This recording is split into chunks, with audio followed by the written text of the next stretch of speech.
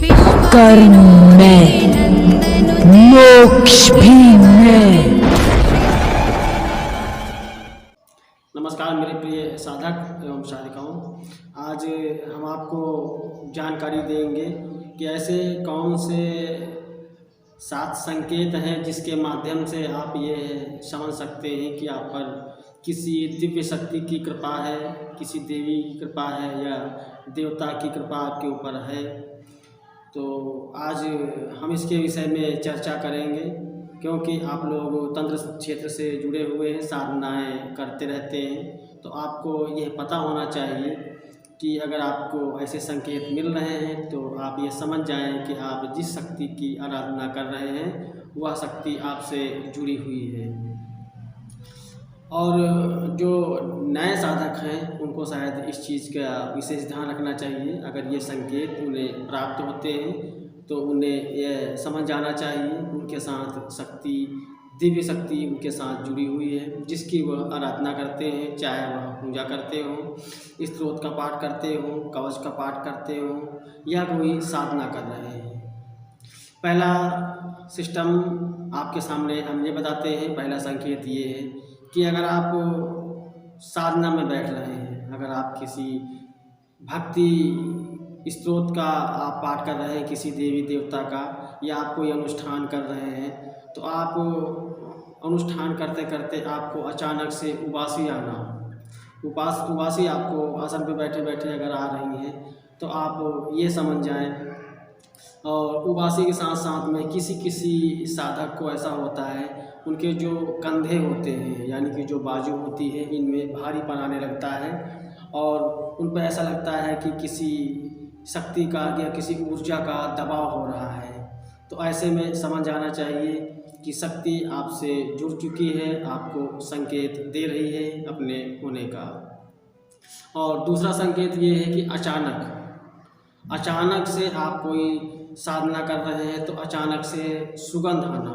सुगंध यानी कि अगर आप कोई सात्विक साधना कर रहे हैं, यानी किसी यक्षिणी की साधना कर रहे हैं, अप्सरा की साधना कर रहे हैं, या आप किसी अघोरी यानी शमशान से रिलेटेड कोई साधना कर रहे हैं, तो जैसी वह शक्ति होगी, जैसी उसकी प्रकृति होगी, उस हिसाब से आपको सुगंध मिलेगी।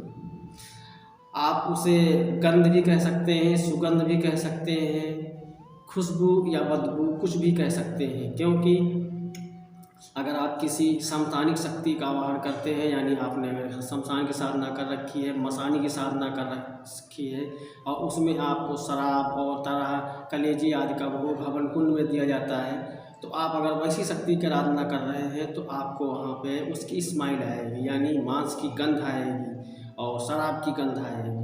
अगर कोई अप्सरा की आप साधना किए हुए हैं, वह आपके नज़दीक आती है, तो आपको जो खुशबू आपको उससे रिलेटेड पूजा में दिए हुए होते हैं, वह खुशबू आपको वहाँ से आनी चालू हो जाती है, यानी आपको पता लगना चालू हो जाता है। अगर आप कोई देवी की आराधना कर रहे हैं तो ज़्यादातर खुशबू, गुलाब की खुशबू, ऐसी खुशबू आनी, उसके पुष्पों की खुशबू, गंध आनी चालू हो जाती है। तो आपको समझ जाना चाहिए कि शक्ति आपके आसपास है और आपको अनुभव करा रही है। तीसरा सिस्टम ये है कि अगर आप शक्ति की आराधना करते हैं, अगर आप सो रहे होते हैं तो ख्वाब में, सपने में आपको किसी देवी देवताओं के दर्शन होना, मंदिर के दर्शन होना, ऐसे सिस्टम होते हैं। और सोते वक्त आपको वायुगमन, यानी कि आपको ऐसा महसूस होगा कि आप बैठे बैठे आप जो है वायुगमन कर रहे हैं, आसन पे बैठे बैठे, या आप मतलब आप हवा में उड़ रहे हैं, ऐसा आपको महसूस होगा। ऐसा भी सिस्टम होता है। और चौथा सिस्टम ऐसा होता है कि जैसे कि आप जब भी आपको शक्ति प्राप्त हो जाएगी, सिद्धि आपकी सफल हो जाती है, तो आप अच्छे चरित्र के व्यक्ति हो जाते हैं, आप चरित्रवान हो जाते हैं, और आपका जो समाज को देखने का जो तरीका है वह थोड़ा प्रैक्टिकल हो जाता है, सामाजिक हो जाता है। आपका चरित्र बिल्कुल प्रबल हो जाता है, आप किसी प्रकार से चरित्रहीन नहीं रह सकते।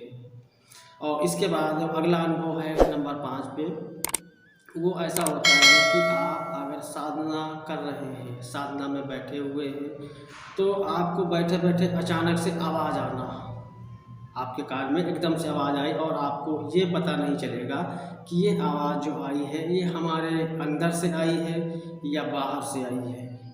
ऐसा भी अनुभव होता है। और किसी किसी साधक को तो ऐसा होता है कि जब वो सोने के लिए लेटता है, जब वो नींद में जाने लगता है, तब उसको वो आवाज़ आती है और अचानक से आवाज़ आती है। और वो जो एक सोने से पहले और बिल्कुल एक नींद की अवस्था होती है कि नींद में गया नहीं होता है साधक, नींद की एक आगोश में जाने लगता है, तब आवाज़ आती है। तो आपको ये संकेत आपको प्राप्त होते हैं। और जो छठा संकेत है वो संकेत ये है कि आपको स्वप्न के माध्यम से भविष्य के दर्शन होने चालू हो जाते हैं, यानी कि कल क्या होने वाला है आपको पूर्वानुमान हो जाता है। और कभी कभी किसी किसी साधक का ऐसा अनुभव रहा है कि साधक अगर बैठा है तो बैठे बैठे ही सामने वाले व्यक्ति के विषय में उसके मस्तिष्क में ऐसा ज्ञात हो जाता है कि इस व्यक्ति के साथ ऐसा होने वाला है, इस व्यक्ति के साथ हित होने वाला है या अहित होने वाला है। ये सिस्टम भी किसी किसी के साथ देखा गया है। और सबसे अच्छी बात यह है कि आपका जो 7वां अनुभव है वो अनुभव ऐसा होता है कि आप अगर साधक हैं, शक्ति आपसे जुड़ी है, तो आपको फिर ज़्यादातर आपकी नींद ब्रह्म मुहूर्त में खुलेगी। आपकी जो नींद है वह ब्रह्म मुहूर्त में खुल जाएगी। आप कितना भी लेट सोए लेकिन आपकी जो नींद है वो ब्रह्म मुहूर्त में खुलेगी। अब ऐसा ना हो कि आप रात को 3 बजे सोते हो, ज़्यादा आप सोशल मीडिया से जुड़े हो, मोबाइल इस्तेमाल करते हो, रात भर जागते हो, तो फिर आप इतना लेट सोएंगे तो शायद आपकी नींद ना खुले। लेकिन ज़्यादातर जो साधक होते हैं उनकी नींद ब्रह्म मुहूर्त में खुल जाती है।